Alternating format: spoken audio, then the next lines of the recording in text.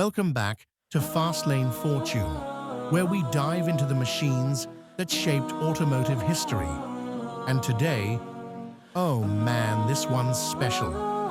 We're talking about the Ferrari F40, the legend from 1987 that still gives people chills just saying the name. Now, the F40 wasn't just another Ferrari.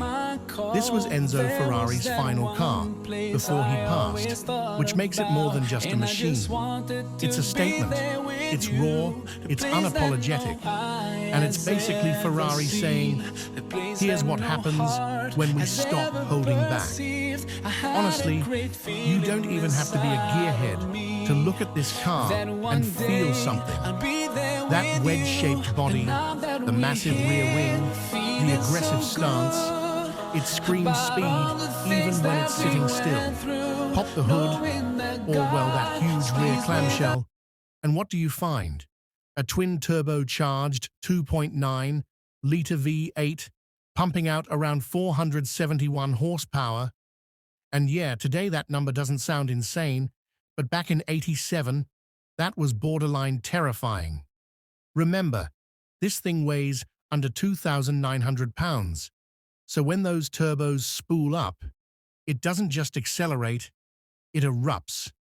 People who drove it back then said it was a wild, almost violent experience.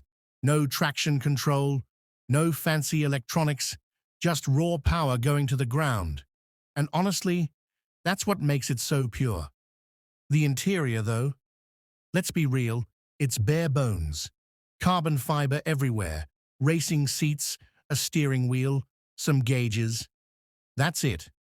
No luxury fluff, no distractions. It wasn't built to coddle you, it was built to make you feel like you're strapped into a road-going race car. And I love that. It's honest. Ferrari basically said, you want comfort? Go buy something else. You want the ultimate driving experience? Here it is. And here's something I find fascinating. The F40 wasn't even supposed to be this legendary. Ferrari built it to celebrate their 40th anniversary, expecting to make maybe 400 units. But demand was so insane, they ended up building over 1,300. Even then, people were fighting to get their hands on one. And today, good luck. These cars are trading for millions, and honestly, I can't even say that's surprising. They're not just rare, they're timeless. Driving one now is like stepping back into an era before cars became over-engineered. You've got boost lag that hits like a hammer, you've got a gearbox that demands respect, and you've got an exhaust note that'll make the hair on your arms stand up. It's not smooth, it's not easy, but that's exactly why the F40 is remembered as one of the greatest Ferraris ever built. It's imperfect in all the right ways. So, yeah, the Ferrari F40 isn't just a car, it's an experience, a legend, and honestly, a piece of rolling art. If you ever get the chance to see one in person, take a moment. Just stand there and appreciate it, because you're looking at history. That's it for today's ride on Fastlane Fortune. If you enjoyed this dive into the iconic F40, hit that like button, drop a comment with your dream Ferrari, and make sure you subscribe so you don't miss the next legend we break down. Until then, keep chasing the fast lane. Welcome back to Fastlane Fortune, the place where legends of the road never get forgotten. Today, oh man, we're diving into a car that basically rewrote the rulebook back in the 60s, the very first Porsche 911 from 1964. Now, let's be honest, when you look at this car today, it might seem simple compared to the wild tech-heavy machines Porsche makes now. But back then, this thing was revolutionary. That smooth, timeless silhouette, the rear engine layout, the air-cooled flat six humming away in the back. It set a tone that Porsche stuck with for decades. And honestly, when you park a '64 911 next to a modern one, you can see the bloodline.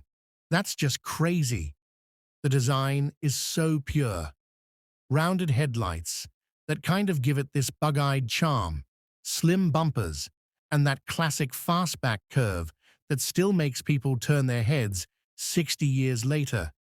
It wasn't trying to scream at you with vents or wings, it just was. Elegant, understated, and yet somehow instantly sporty. Under the skin, you had that 2.0-liter flat six pumping out around 130 horsepower. By today's numbers, that sounds tiny, right? But you've got to remember, the car weighed under 2,400 pounds. Light, nimble, quick on its feet. You slide behind the wheel, grab that skinny steering wheel, and the car almost feels alive, like it's talking back with every corner. It's not about raw speed, it's about connection. And honestly, that's what makes it special. And here's the thing. Porsche didn't just build a car in 1964. They built a blueprint. The DNA of the 911 was already baked in. Rear engine, that perfect driving position, the unmistakable shape. Every 911 that came after, whether it's a fire-breathing turbo or a modern GT3, owes its soul to this one. Driving one today, well, it's an event. The engine has this raspy mechanical sound, the gearbox needs a firm hand, and the whole car just feels raw. No electronic nannies, no over-assist. It's just you, the car, and the road. And you can't help but grin, because you're sitting in the same seat where Porsche's story really began. So yeah, the 1964 Porsche 911 isn't just a classic, it's a cornerstone, a piece of history that still feels relevant, still feels right. And that's why collectors drool over these things, because you're not just buying a car, you're buying the start of an icon. That's going to wrap up today's ride through history here on Fast Lane Fortune. If you're as obsessed with cars like this as I am, don't forget to hit that like button, drop your thoughts down in the comments, maybe tell me your favorite generation of 911, and of course, subscribe so you don't miss the next legend we bring to life. Until then, keep it fast, keep it classic,